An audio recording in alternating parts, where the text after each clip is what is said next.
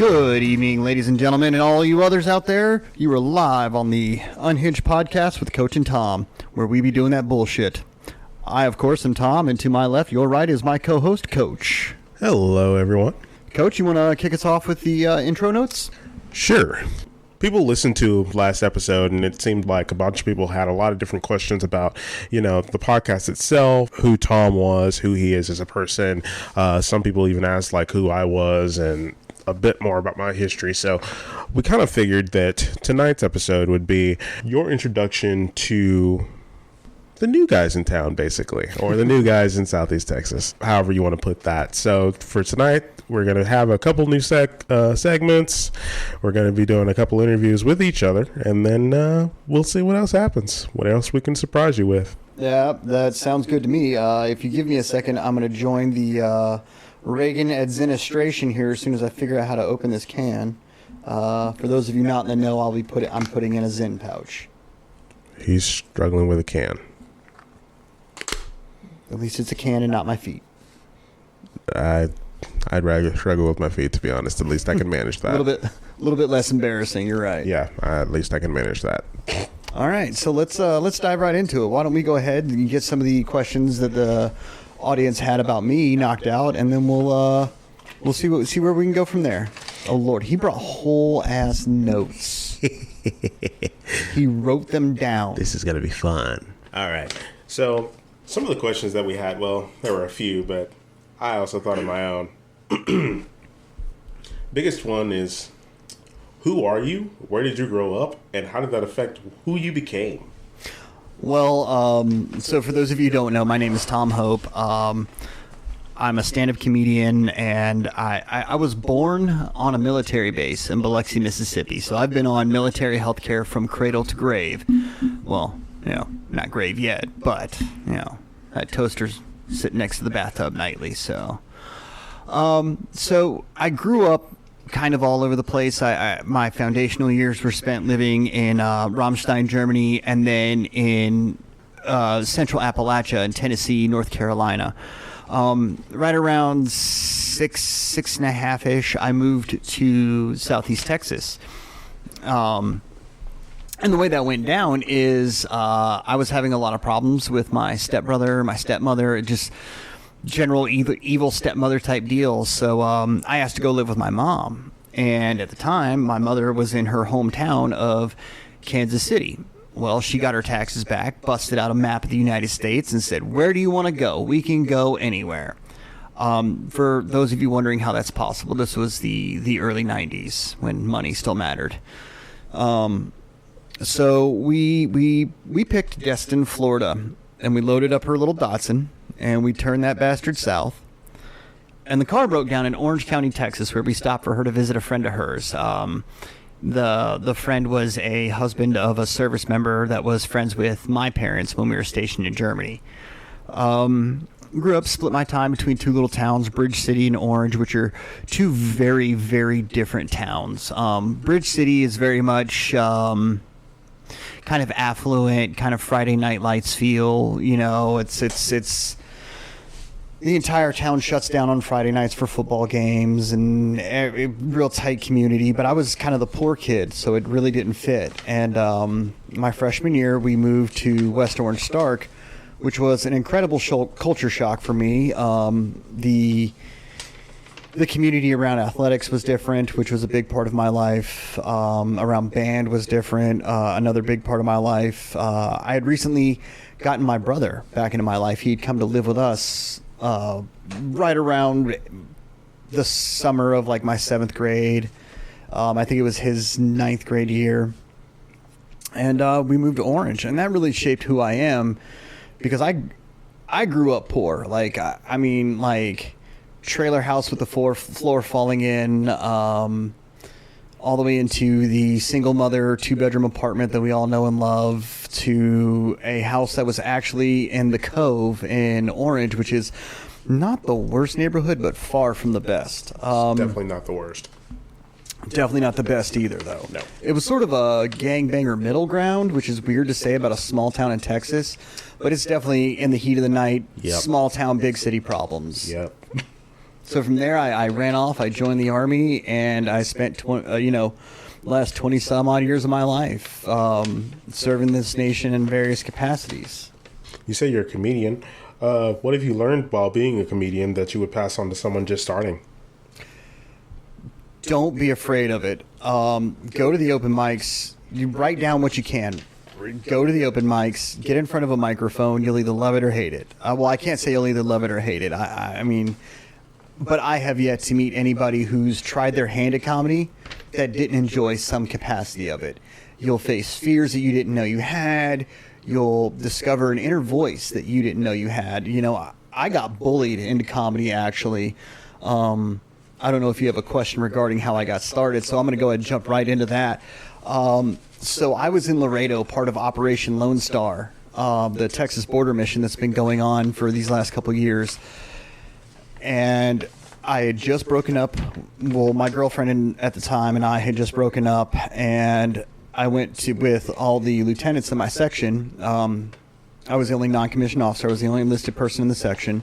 We went to a bar called the Safe House, and there was an open mic, and I was being a drunk asshole, as were all my friends, and there's this woman named Sarah Garza whom I deeply love. I cherish her with all my life. She is become more important to me in so many ways. She's not just been, my lover. She's been a mentor. She's been a friend. She has really been a guidepost, and honestly, my plan is to ride her coattails into fame. But we're sitting outside. We get done. She walks me out to my truck, and she's like, "Hey, you're really cute. You're really smart. Come out to this other bar. Come out to the Cold Brew tomorrow night. Don't be a drunk asshole. You'll have a good time." And so about 10 minutes, 5-10 minutes before the show starts, all the comics are outside having a cigarette, and Sarah's introducing me. "Hey, this is Tom. He's a fan. He's talking about wanting to try it." And I'm like, "Yeah, it seems really fun. Like, let me go give comedy a try." And literally it was just 10 dudes telling me basically just a 10-minute conversation that boils down to, "You're a bitch if you don't." And then Sarah looked me in the eye, said, "They will never respect you if you don't do it." And so I signed up and did it. And this was October 6th of 2022. For the audience, I'd like to make a quick correction. I started comedy on the 21st of October, 2022, not the 6th of October. My memory is a little bit shot, and I thank you for understanding. And it's been an amazing ride. I can't tell you the friends I've made and the places I've gone. Anytime you go to an open mic, as soon as people realize you're an open micer, right, it's automatically a conversation starter. You've got people that you're going to have drinks with. You've got people that you're going to have conversation with. So even that, to me, is a vital piece of the comic pie. I love the hang. I love the green room. I love the conversation. It's something that can't be replaced. Okay. What's the funniest joke you know? Like joke or like actual stand-up joke? Your pick. Knock, knock. Who's there? We will ask the questions here. Jeez. What the heck? I didn't ask to be assaulted. But it was funny. Yeah, it was. I'll give you that. Okay. What's your best dad joke? My best dad joke. All right, I'm going to do another knock, knock. You ready? Ready. Knock, knock. Who's there? Banana. Banana who? Knock, knock. Knock, knock. Who's there? Banana. Banana who? Knock, knock. Who's there? Banana. Banana who? Knock, knock.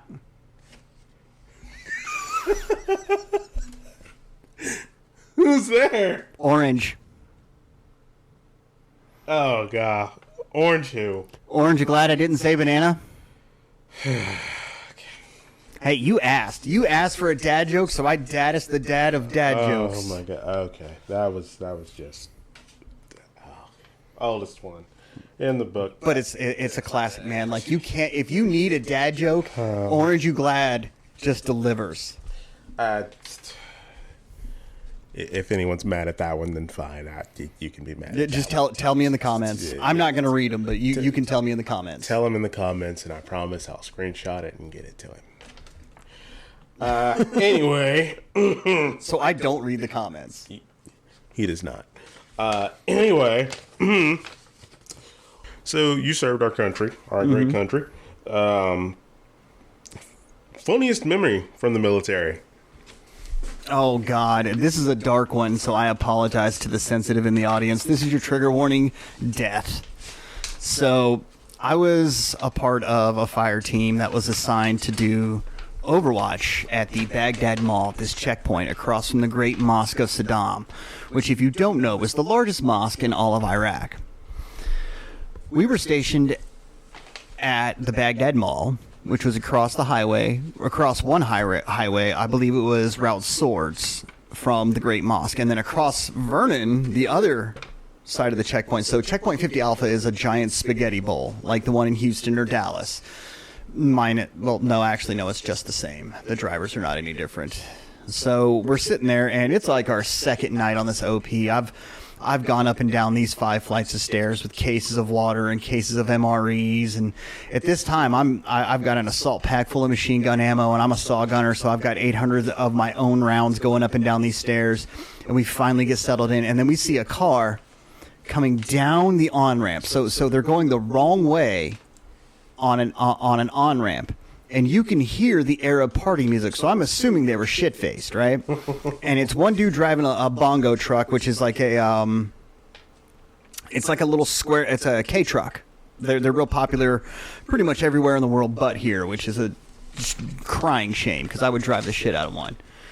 And it had a load of asphalt in the back, and he comes down and he's taking this on-ramp, this S-curve on-ramp at like 60 miles an hour, and one dude's driving and another dude is sitting on the passenger side windowsill, and the car tips over, bam, lands on homeboy's head, pops his shit like a grape.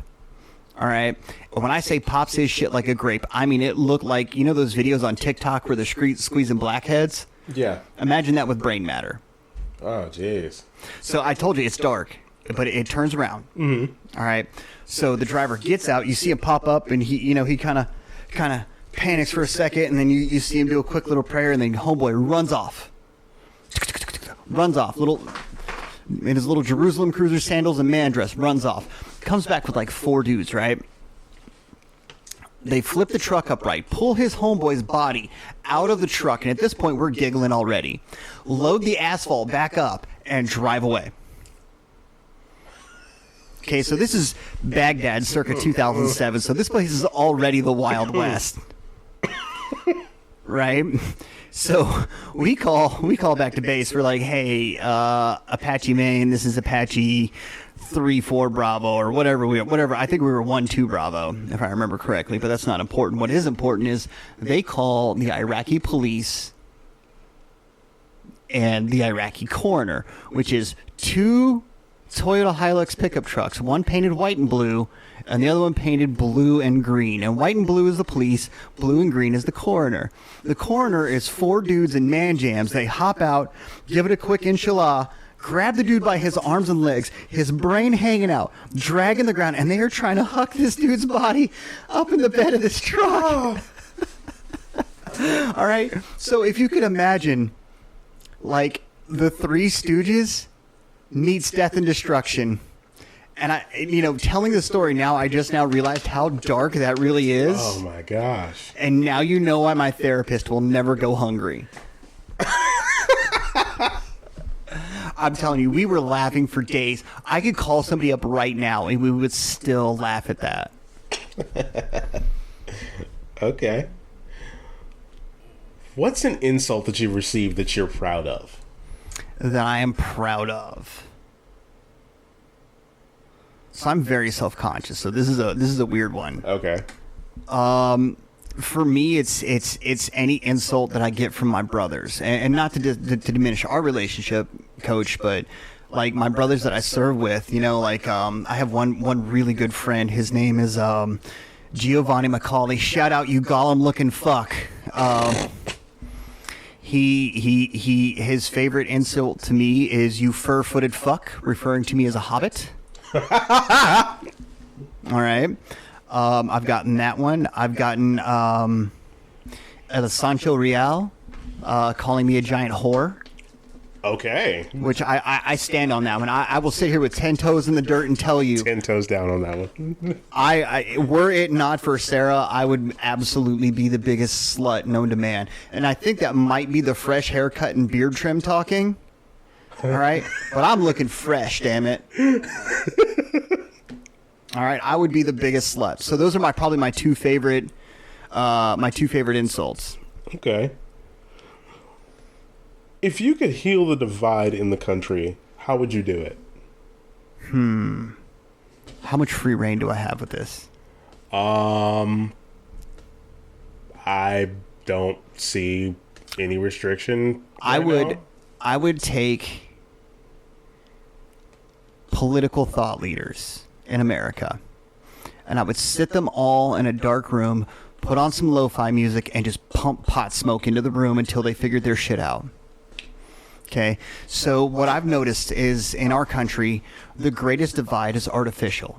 All of it. It's all completely it's manufactured outrage. Because if you sit here and look me in the eye, all right, and tell me that if you took a poor Republican from a trailer in the middle of fucking Alabama and told him, hey, we're going to make sure that your family has medical care, and we're going to make sure that, you know, you're able to eat, and that we're going to ensure your home so that if something should happen, God's forbid, you're taken care of, right?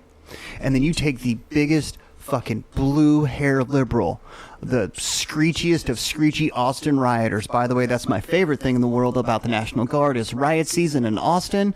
It usually runs from late May till about early July, where I just get to go club the fuck out of hippies. But that's neither here nor there. And you sit them down and you say, I understand that you want the right to choose what to do with your own body, but at some point there has to be some protection for innocent lives. You know, you could sit down and tell them, like, look, like, I understand that you want to help Americans, but we have to solve our own checkbook problems in order to help Americans before we help anyone else. And yes, we are king of the world. Anybody who says America isn't top dog isn't listening. Like, when you show me another nation on the planet that has 14 nuclear supercarriers, all right, I'll listen to what they have to say about it. But we got to fix our own house. And I think right now, healing this divide in politics is the biggest way to do it. That was a solution that I could definitely get behind. I mean, pot smoke always makes everything better. Everything. Okay. With that in mind, could you be close friends with someone who doesn't share your same ideals and values? Oh, absolutely. I'm in a committed relationship with one. Interesting. So Sarah is a true blue, dyed-in-the-wool Hispanic liberal, and I don't mean to cut you off. I'm just expounding on this. I am, at worst, a bro Republican, and at best centrist, in that I think both sides have something to offer. And in fact, if you told me I had to choose between Joe Biden and Donald Trump, I'm going to abstain. But I'm going to tell you right now, there is a candidate that I'm writing in. If you want to hear about my politics, that's another episode for another time. Okay. I love the fact that I mentioned Zen about 4 minutes into the podcast, and we're seeing ads on the screen for Zen now. Yes, we are. Okay. What's something people misunderstand about you? I think people will really misunderstand that I am truly socially inept. I grew up with little to no parental supervision at all. And I grew up in a very poor and very disaffected community, so I didn't get properly socialized. I'm like a Chihuahua puppy. Like, I just don't know how to act sometimes. Chihuahua puppy. And people think I'm this giant asshole or a monster, and they don't realize, like, no, I'm just socially retarded. Okay, socially retarded. All right.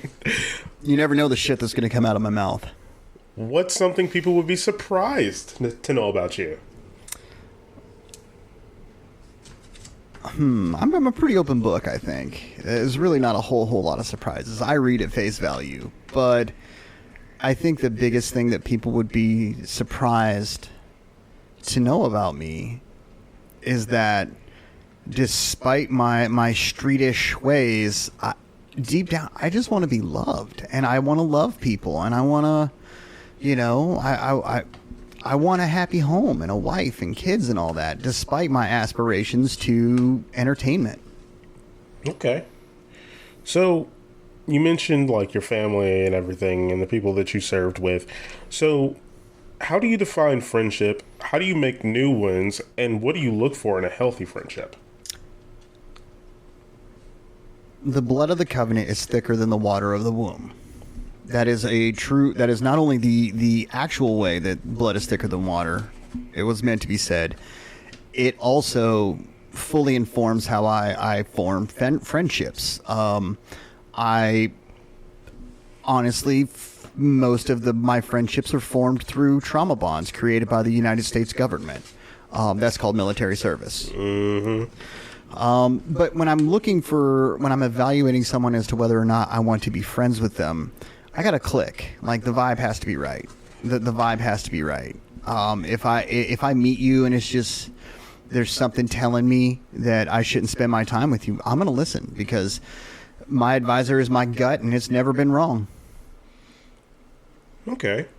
I think that's definitely a trait that we both share, because we talked about this. Yep, that is 100% sure, something we share. We talked about this a couple days ago out in the quad of the university together, and yeah, it was honestly a pretty nice thing, because I'm just like, okay, great, I'm not alone on that one. No, absolutely not. One thing that I do that is kind of selfish is I look at value added.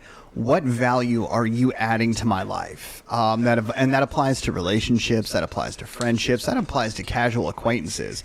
Because I'm not going to lie to you, there's been times that I've been able to call up a casual acquaintance and be like, hey, bro, I need some money, I need some work. And then they're like, hey, man, let me talk to my boy. Right. You know what I mean? So what value are you adding? Be it spiritual, physical, financial, temporal, are you adding value? Right. So how big is your inner circle? I trust about 4 people. And I'm blood related, and I fathered 3 of them.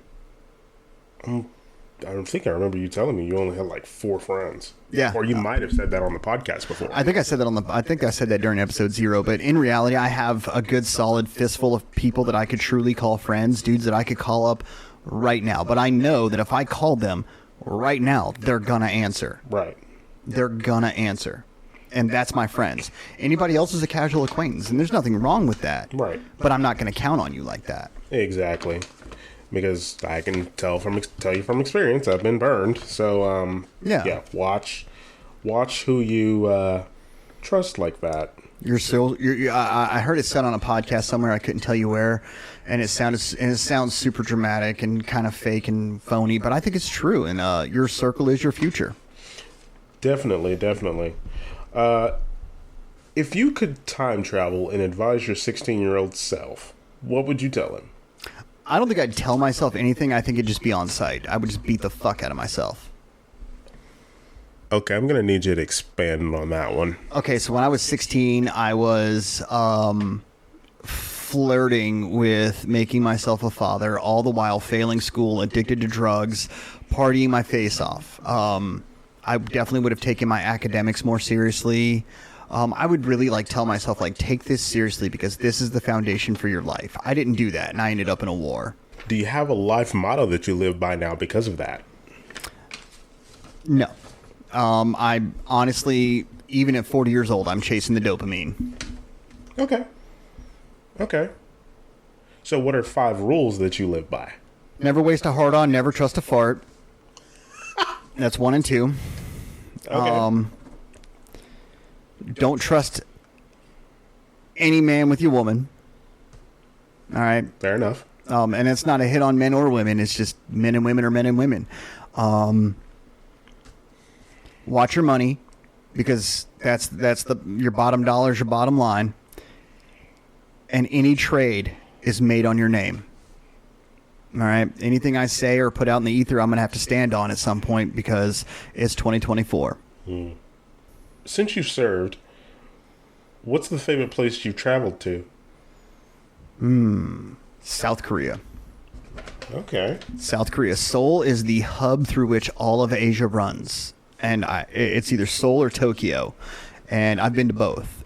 And I'm here to tell you that Seoul was honestly a great time. And if you ever get a chance to go, well, okay, so Seoul is very racist also. Just heads up for the listeners, it's not me talking bad about them. It's my observation. They are not down with the melanated population, if you catch my drift. Understand. But I had a lot of fun. They love, clean cut white guys, and they love, they view American soldiers as bad boys and rebels. And honestly, I made some of the best times I'll never remember. In fact, can I tell a story from Korea? Go ahead. So I was in 2-9 Infantry, Alpha Company, 1st Platoon, 2nd Squad, with Sergeant Kyle, Sergeant Knuckle, Staff Sergeant Kyle, Sergeant Knuckle, and Corporal Pity Mejia. And my first night ever on the town, we went to this town called Tokari, which is famous for its evening services of the female variety. It's known for hookers, for those of you not picking it up. And we played a game called Smiles. And it's 9 dudes who are all best friends, sitting around a table, drinking, mean-mugging each other, getting a blowjob under the table. And the first dude to smile buys the next round.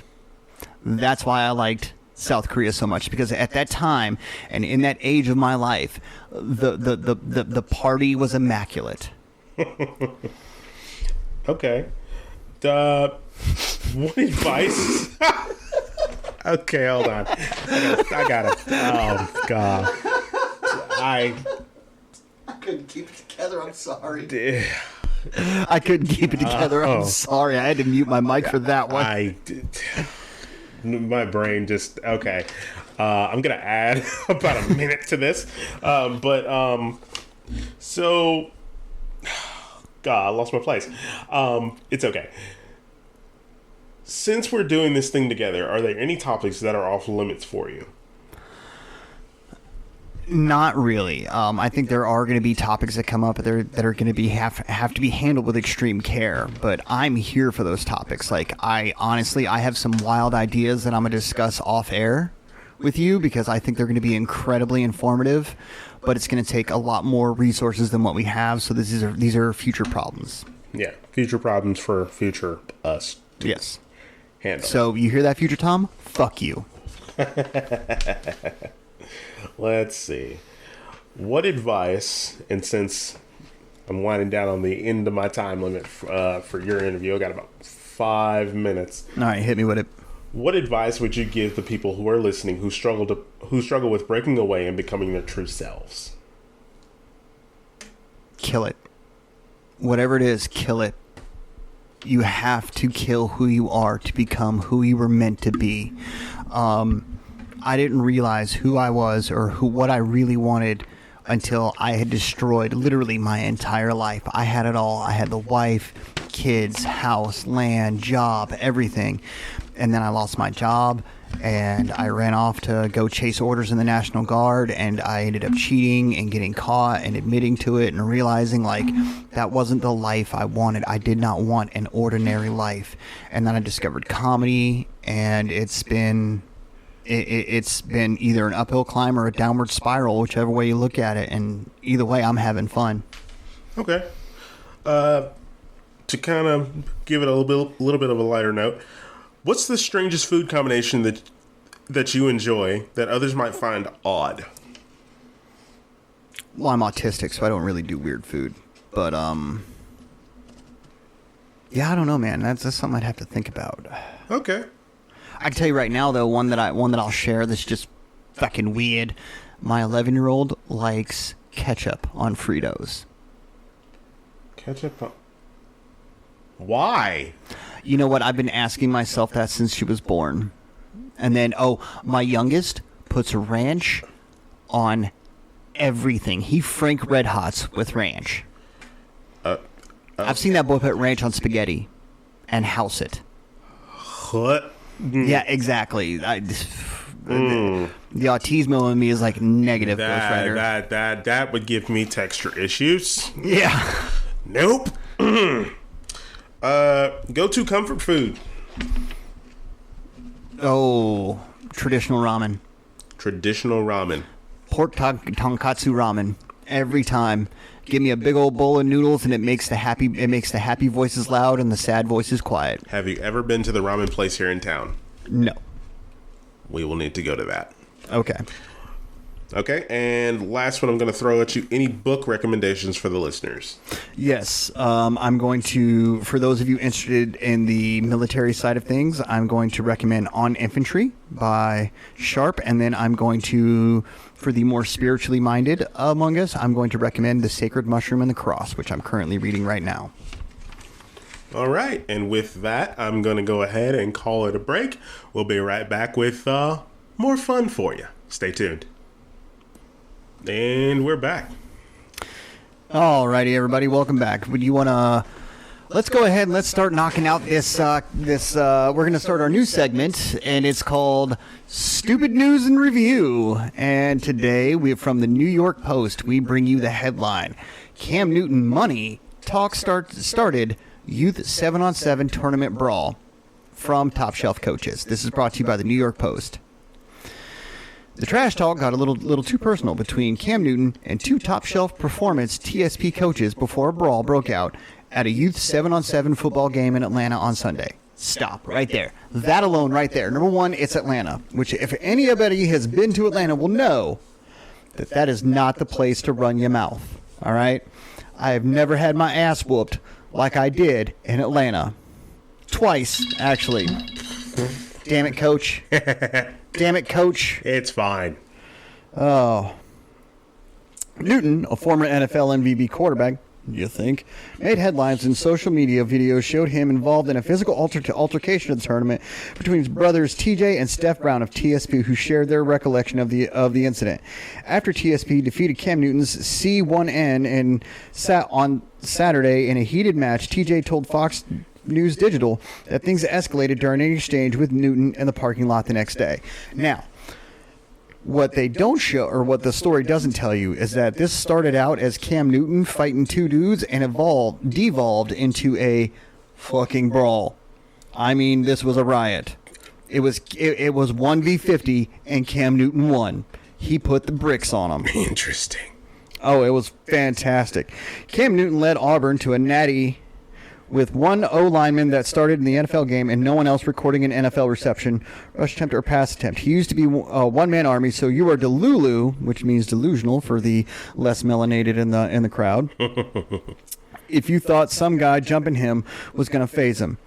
Hat didn't even move.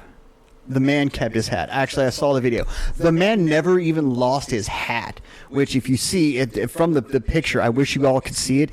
The hat is a straight up pilgrim hat. It is amazing. Oh, it is. It's like a black Puritan just beating the fuck out of Atlanta. It was amazing. The TJ continued. Sunday comes. I'm walking through the parking lot, walking to the field. Cam jumps out of his car and yells, "Hey, all that sorry shit ain't gonna work today. What we betting today? What we betting?" I'm like, "I ain't betting you, bro. I already beat you 3-4 times. You got to beat me first." He's like, "What we betting? I got plenty of money. I ain't ever running out of money." That's when I told him, "That's your problem. All you care about is money. You think money is everything. You can't buy me," and I walk off. I'm going to call bullshit on that. There's no way you're going to convince me that even Cam Newton, all right, which never really was a loose cannon in his NFL days. Well, that's kind of a stretch to say, but even Cam Newton, like you're not going to tell me you tried to walk away from Cam Newton, like, and you didn't say something to start this. I refuse to. I'm not buying it. So basically, what the story boils down to, and we'll try to find at least some audio of this, if nothing else, and we'll show. And I'll try to find the videos of it. But just to boil this story down to a finer point and wrap this segment. Cam Newton beat the hell out of Atlanta. Coach? Hey. Shit's wild in Atlanta. I'll just Shit say is that. wild in Atlanta. So if anybody's ever been to Atlanta, can I share one personal anecdote? Go ahead. So the only time, no, the third time I was arrested while I was in the military, it was like 3 a.m. on a Monday, and we had PT at 6 on Tuesday Ooh. in Savannah, Ooh. which is a almost 4-hour drive, and I am burning through Atlanta like it wasn't even there, which becomes pertinent to the story later on. And oddly enough, it was a white guy, a black guy, and a Mexican, all riding in a single cab truck, burning through Atlanta. Well. I mean, I was doing like 90 on 75, which, if you know anything about Atlanta, that's a no-no. So I see the blue lights come on. I pull over, and this big, fat, gross-looking City of Atlanta PD cop comes bellying up to my fucking driver's side window, and he goes, "What, you thought you could just burn through Atlanta like it wasn't even here?" And before I could stop myself, before I could filter myself, before I could even process what was about to come out of my mouth, I looked this man square in the eye with 2 minorities in my truck and said, "Why not? Sherman did it." Oh. He asked me to step out of the car. I asked if I was being detained. He reached in through the driver's side window, snatched me out, and beat the piss out of me. Ladies and gentlemen, that is the one time in my life I can say police brutality against the white folk was unwarranted. Wow. Well, yeah. That's a true story. I would tell you the names of the dudes I was with, but I have changed the names to protect the guilty. Because we were all shithoused. So you shouldn't have been driving. No, not at all. Understandable. Yeah. All right. Then. I don't know if there's a statute of limitations on DUI in Georgia, so we're going to keep our mouth shut. We're probably gonna look that up later. You know what? That would be valid information to know before we release this story to the public. More in a minute. One. All right, we're back. And now we're going to switch roles. I'm going to be the interviewer, and Coach here will be the interviewee. Well, we're going to start it off with some light questions, and we'll get into the more serious swings later. All right, Coach. So tell us, for those who don't know, kind of where you went to school, what your academic background is. So where I went to school is I grew up in Orange, Texas. Shout out Fruit City. Yeah. I also attended WOS, home of the Mustangs, football, all the good stuff. I went through that school district my entire life. That was pretty much all that I knew. I almost ended up transferring over to LCM in my junior year because my cousin transferred, so I wanted to honestly go and be with him. But after more thought, I was in 11th grade. It was March. Why would I leave at that point? I only had 1 year left. All of my friends were there. I would have had to start over from ground one. I didn't know if I'd be able to do the same things that I did in high school at West Orange that I would be able to do at LCM.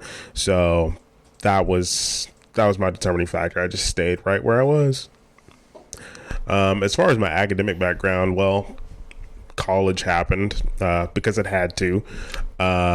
Really didn't have a choice in that one. So wait a minute. I'm going to cut you off right there and ask another question.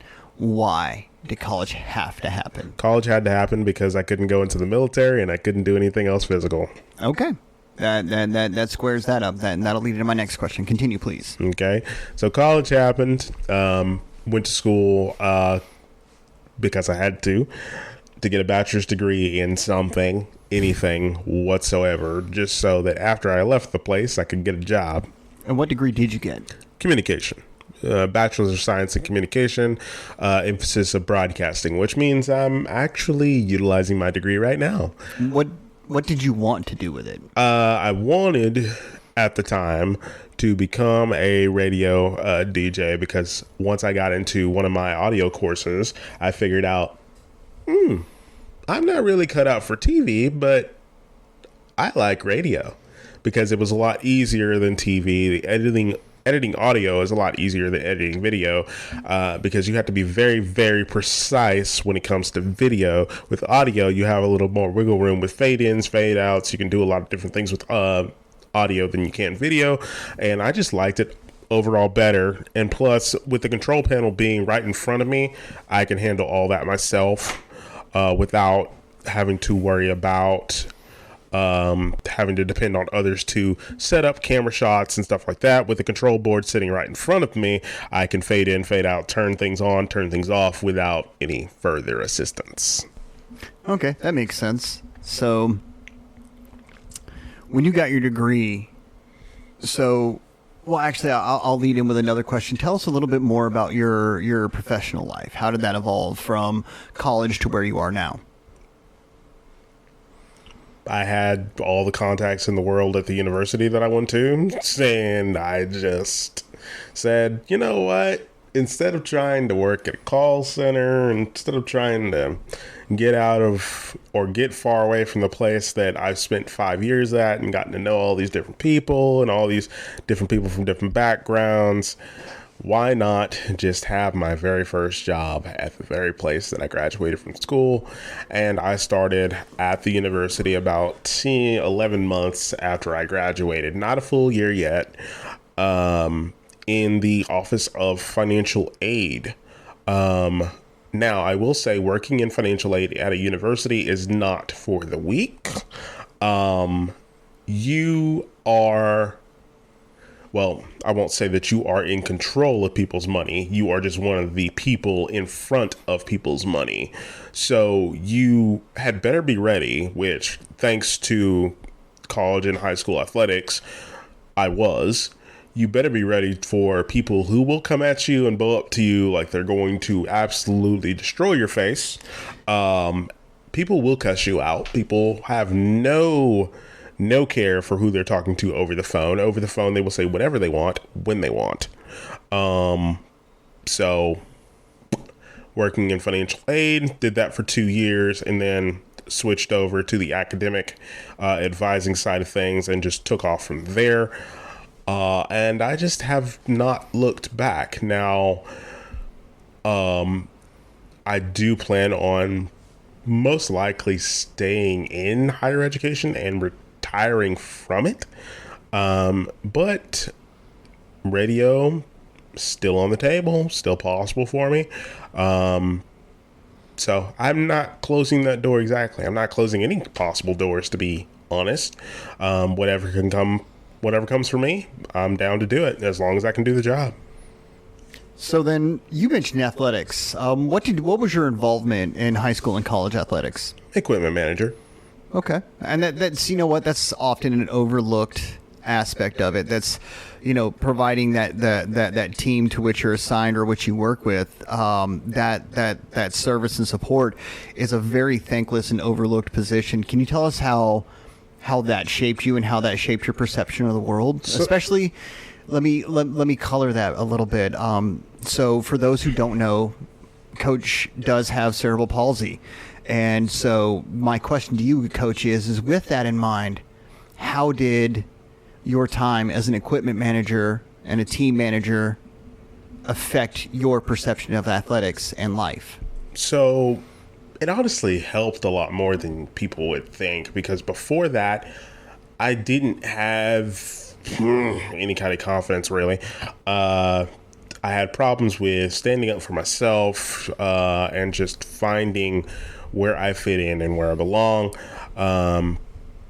Growing up, I'd always wanted to do things like everyone else, but because of, the cerebral palsy, that's in the way. I've obviously can't do everything everybody else can do. Not in the same way, at least. Yeah. But with college athletics, that brings in a different environment, a different pace for things. So you kind of have to figure out ways to keep up. That also comes with a different breed of people. So you have to be able to handle quote unquote locker room talk. You have to be able to handle people yelling, screaming, cheering fans booing, attitudes, anger, all kinds of things: happiness, extreme anger, disappointment, all those things wrapped up into one. And then on the college side, it becomes even more, you have even more of a routine where we're up by 5, first one's in, last one's out. We do the laundry, we make sure everything's fixed, we clean everything up. So there's times where we're doing things and you don't see what we're doing. Yeah, and that's what I meant by saying that's a thankless role, but a vital. It one. is very much a thankless role, but it is something that actually improved my college experience. I don't know if I would have gotten through college without it, because it provided the kind of family unit that I needed at the time, because right when I started college, my mother had just died. So going right into college 2 weeks after your mother passing,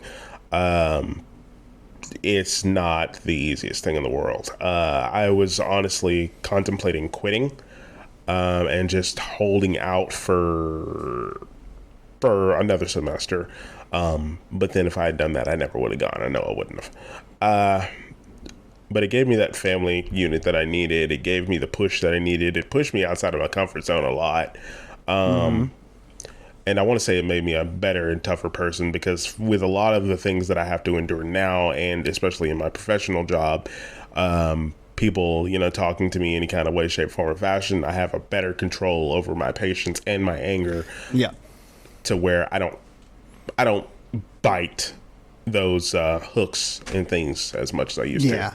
So you feel like it gave you the tools you need to be a more even-keeled, even-tempered man. Yeah, because it also taught me like when I needed to be loud and when I just needed to sit back and listen. Which, sitting back and listening, that's a thing that, I've always had to do because of my disability. But it gave me the clarity as to, okay, this is when you actually need to metaphorically stand up, be loud, and be the loudest person in the room, and command attention.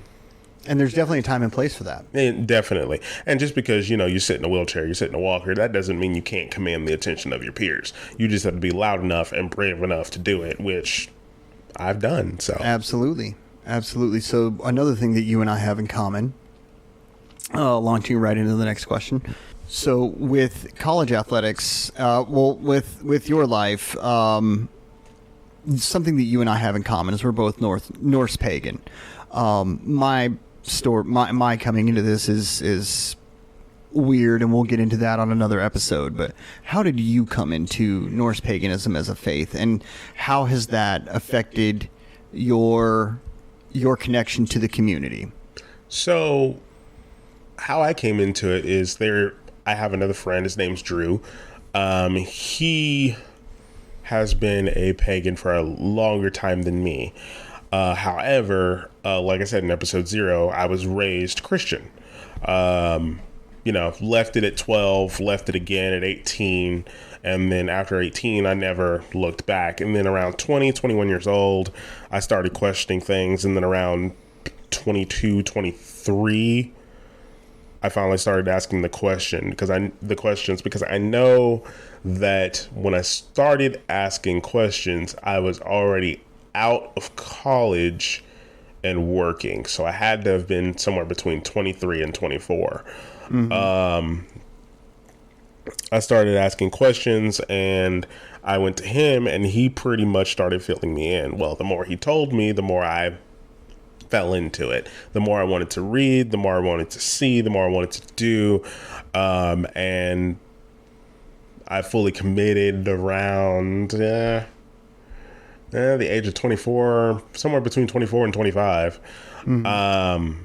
And then COVID happened, and I was stuck at home. So it was at that point that I said, screw it, I'm just going to dive right in. And that's when I started telling everyone else. Yeah. Incidentally, during 2020 is actually when I fully came out as bisexual to all the people around me and everybody that I loved and cared about.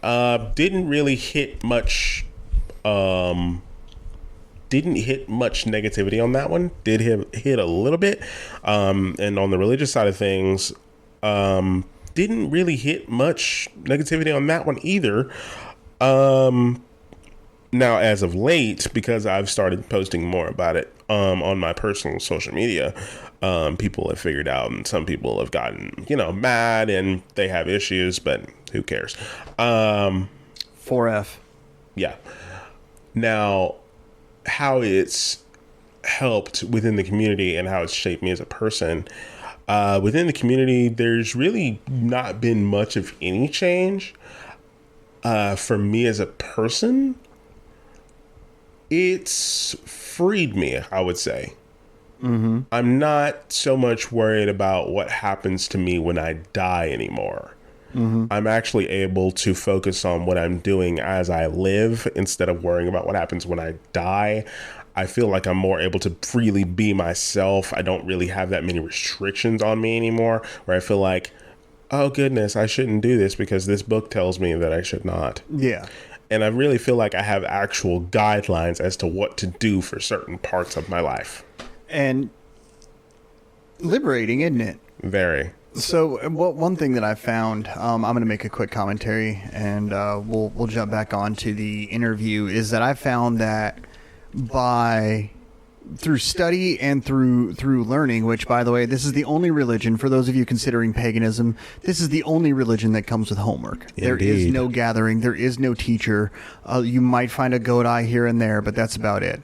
What I will say is once you start reading and learning, most of what the Bible commands, Norse paganism recommends anyway, Now there are places where it departs majorly, but I think that's an episode for a completely different episode for a completely different time. And a couple guests that I can think of. All right, so jumping right back into it. With your educational spiritual path, what is it and with the evolution of your professional life and personal life now, where do you want to go in the next 5-10 years? Like, what do you want to do? Where do you see yourself being successful? In the next 5 years, I just want to be happy, honestly. That's an amazing answer. I just want to be happy, honestly. I don't really care where I am, as long as I'm around people who give a damn. I meant metaphorically. Where, not necessarily physically. Well, metaphorically where. I just want to be in a peaceful place, metaphorically. Mm-hmm. I want to be happy. Yeah. I want to have what my parents have always envisioned for me. Mm-hmm. I want to not have to stress and worry anymore. I want to be able to say, I am completely stable. I am completely happy. Mm-hmm. And, come what may, I'm going to be able to handle it because I have, all these things at my side, all these people in my life, all these people in my corner that I can count on. And that just be it. 5-10 years. Heck, honestly, within the next 3 to 5, that's where I want to be, because I'm almost 30 years old. I don't want to be stressing and worrying for the rest of my life and feeling like, oh, you should have done more at this age, and you should have these things at your age. And I'm like, completely changing the direction of my life at 38 years old has kind of illustrated that same thing to me. Like, I don't care. I agree with you. I think I want to be happy is a valid answer, and one that I wish more people had. Mm-hmm. Now, in professional wise or anything like that, if I had to deviate from higher education, if I had to deviate from that at all, recently in my professional career, as recently as within the last year and a half, I have been working with United States veterans within the area. helping them on the educational side of things. If I have to deviate from higher education to do something else, my entire focus would shift to solely helping United States veterans, because I've learned that group is, honestly, they fit. Like, I have no problems connecting. We love dudes like you because with that, and I don't know why, but I can tell you why. I have no issues. I can tell you fully why if you want to hear it. Go ahead. And this is personal opinion. Your personality just jives with the veteran personality. You are the type of person that's not going to thank me for my service every 5 minutes. That's cringy. Oh God, it hurts so much. Please stop doing that. Just give me a high five and buy me a beer. You know. Rather do that. Yep. And if you're a beautiful woman, please feel free to give me a Veterans Day blowjob. I'm telling you. So that, again, another story. That's actually one of my bits. If you want to hear my bits, you got to pay for them. Ain't giving out sugar for free. So, Coach, with all this being said, I'm gonna put a finer point in that question. What do you want to do? Do you want to break into entertainment? Do you want to push this into the conversation space? Ideally, like if you woke up tomorrow and were given the opportunity to lay out the path, where does that path go to for you to be fulfilled? For me to be fulfilled, that path, it has a... Or is this something that's just wide open? It's wide open. There's a lot of different directions. I can't say for certain where that goes. Right. Especially with my life. I don't have a problem with change, but when change comes, I have to stop, think, and ready myself for it. Right. I enjoy it. I love it. But I have to be able to ready myself for it. And to say, okay, where's your life going to go from here? That's never going to be a question that I can just answer. Because with me, I just don't know. I think that's a great answer. I just don't. So I'm sorry for anybody that wanted some deep and mysterious answer, but that's not me, guys. I'm sorry. I'm digging deep. I'm digging deep in there. I feel like I feel like we tried, you know, and I'm satisfied with your answers, and I hope the people listening are too, because those are valid answers. You know, I'll never invalidate what you have to say about where you want to go with your life. So with that being said,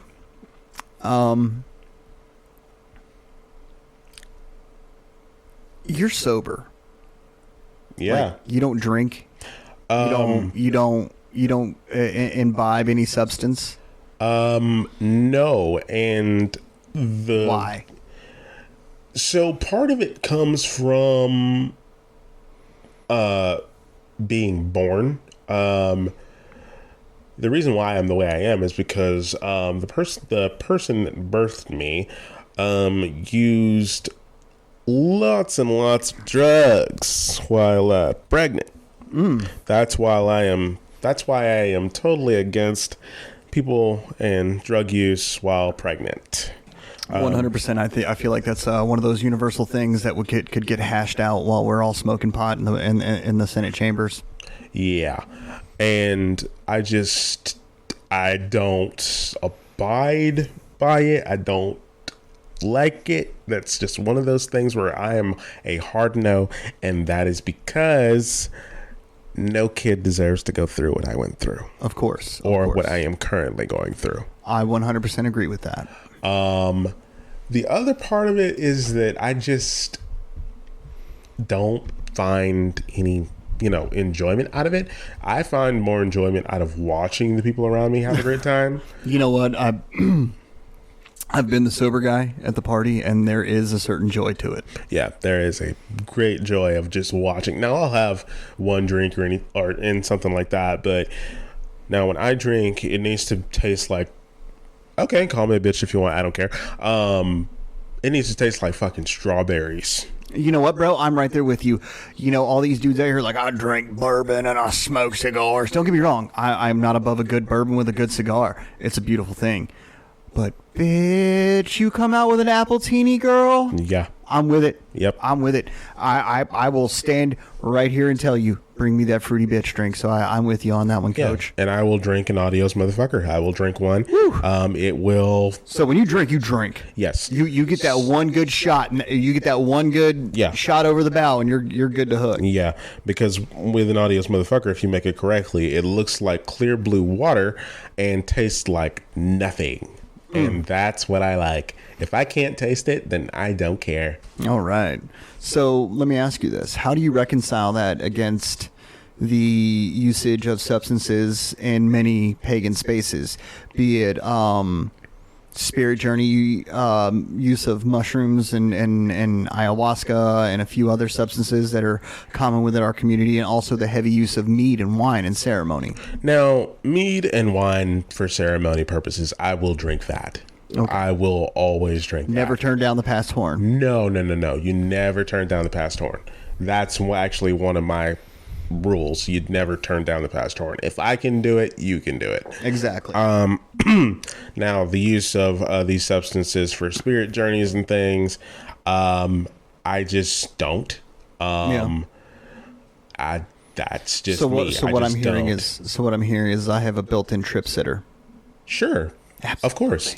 Now for me, I'm more of quiet room with someone that I enjoy, because being by myself is never a good thing, and that's more stories for whenever. So you're all about comfy chairs and good drinks. Comfy chairs, good drinks, good people, deep conversation. You're a bonfire man. Yes, I'm a bonfire person, and it could be considerably warm outside, and I'll still be down for a bonfire. Oh, I'm always down to set shit on fire. Yeah, and yeah, bonfire, nice area, nice room, nice people, or nice person. I'm a people person, but when it comes to serious things like that, I'd rather just have my one or two people, two max. So how many people are in your circle? In my circle, there's a lot, but each person fits a specific part of my life that I need them there for. And there are a certain handful that no matter what the situation is, they have to be there. Right. If I were to win $1 million, there's like 5 people. If I become a millionaire, there's 5 people that are six people that are going to be hired and on my payroll immediately, simply because they have to stay with me. Yep. Building that entourage. Otherwise, I will go insane. Because I know that these 6 people will never turn around and, go crazy on me. Yeah. And the reason why I say 6 people is because I need to have 6 people, all who can drive, because somebody's driving. Well, I feel like at that point we can get you that adaptive Porsche 911 Turbo. Well, I wouldn't really do that. It'd have to, so I can't drive. 100%. It would have to be a truck. It has to be a truck, and it has to be modified if I'm going to drive. Because no matter what happens, I'm going to have to haul shit. Yeah, you got to do truck shit. Yeah, I got to do truck shit, no matter what happens. I can cook on my own. However, standing up and cooking on my own is a bit of a chore. So if for some reason I can't stand and cook for a second, or if I want something done like really quickly because somebody's coming, got to be able to depend on something. And then they'd all have like their own places to like live or whatever, but you're on my payroll. You go where I go. End of story. We're all getting passports. So if I leave this country, you're coming too, and so are your families. I like it. All right, we got just a couple minutes left in this time block, and I'm gonna I'm going to hit you with that pointed question. You ready? Okay. And we only got 3 minutes, so let's put a point on it. Yep. What do you want out of this podcast? Like, what is your ambition in this podcast? My ambition in this podcast is to put out good information, make good friends, make this thing grow, and if I have to be super ambitious, be able to do this full time and make money. I'm with it. But I like it. But if not, then I'd just be happy with having a podcast that I can have trusted people on, friends, and that put out good information for the community. And no matter where I go, it happens. I like it. I like it a lot. Well, you put a point on that one, so I'm gonna keep asking. Now I'm gonna get into some superfluous questions. What's your comfort food? Where are we going to eat? Salmon, grilled salmon. Really? Yes. Fish. I love fish. Okay. And fried okra. Okay. Were you completely able-bodied? What would you want to do? If I was completely able-bodied, the first thing I would do is run, get my license, then get my passport, then leave the country for a week. I like it. Or train in every martial arts that I can. I like it. I like it a lot. All right. Well, that wraps up our interview time. Let's see what else we got on the docket, Coach. All right. So apparently, now it's story time. So someone, before we started tonight, got into a money issue. I'm going to let him take over and tell this story. Can't wait to hear this one. All right. So for those of you who don't know, I run a small, well, not even really run a business yet. I can't call it a business yet legally for tax purposes. I am a dude who likes to help people to make extra money. Some people call it a handyman. Some people call it a dude with a truck. I don't know. Do with that information what you will. But I work with, oftentimes, a company called Angie, which, if you know anything about, is a giant fucking scam. Call your handyman directly. Book him directly. One of the services that I offer is moving help because, like I said, I'm a dude with a truck. So I get a job today for $100, which is rare on Angie. So I jumped on that like a hobo on a ham sandwich. And on my way, I check in, I do all that jazz, and I go to the address. It is the Beaumont Post Office. What?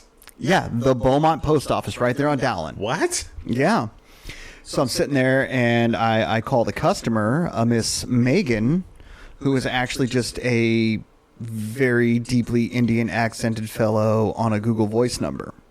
And so I finally get a hold of this person. They're like, yeah, you're going to go in the post office. You're going to pick up these 3 boxes. You're going to repack them. You're going to ship them back out. I'm like, wait a minute. This ain't tracking. So I go in. I give the number to the people behind the counter. They're like, yeah, that box was sent out of Port Arthur already. And it's going to wherever. Well, the destination is unimportant. This may involve law enforcement later, so I'm not going to get too far in the weeds on it. Come to find out that the person, number one, was not named Megan, and number two, was never real. So, folks, when getting jobs online, be careful. Because I almost ended up as a money mule. And what that is they will rip these people off.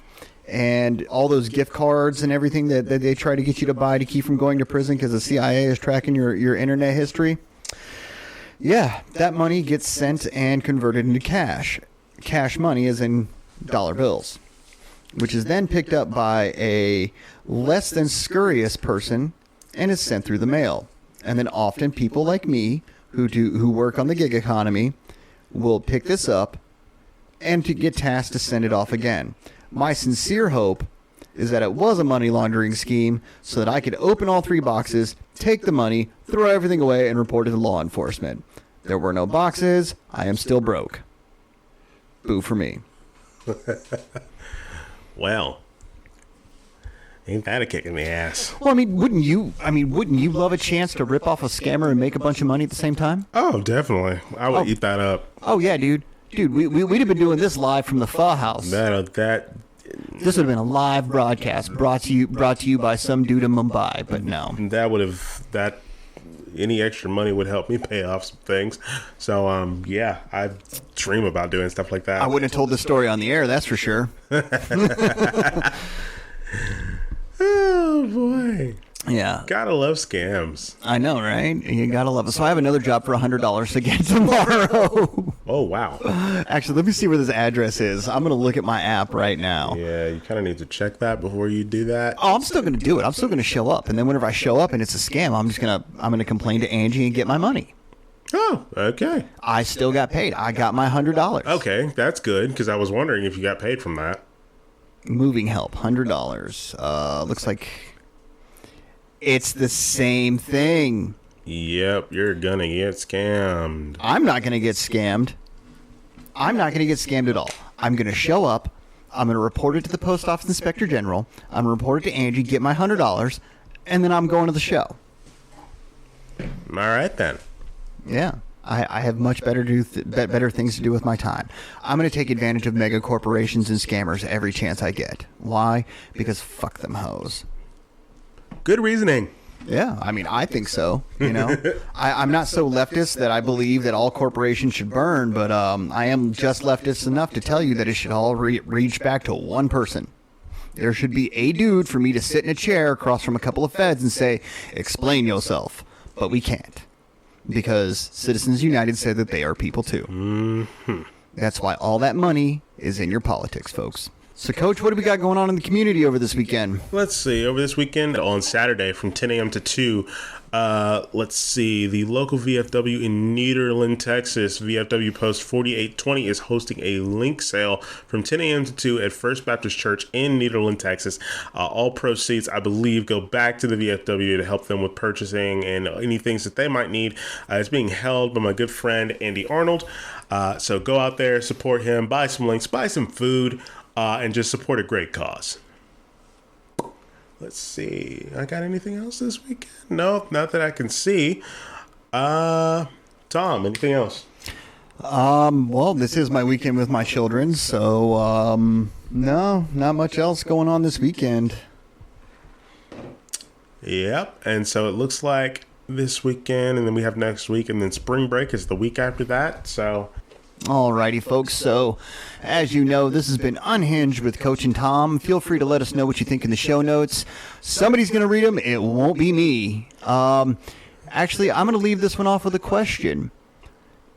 Is there anyone out there in the world that is a up-and-coming person that you would like to see us talk to? Or anybody, just interesting characters that you would like to see on the show, please let us know. And until next time, I'm Coach. And I'm Tom. Bye. Bye.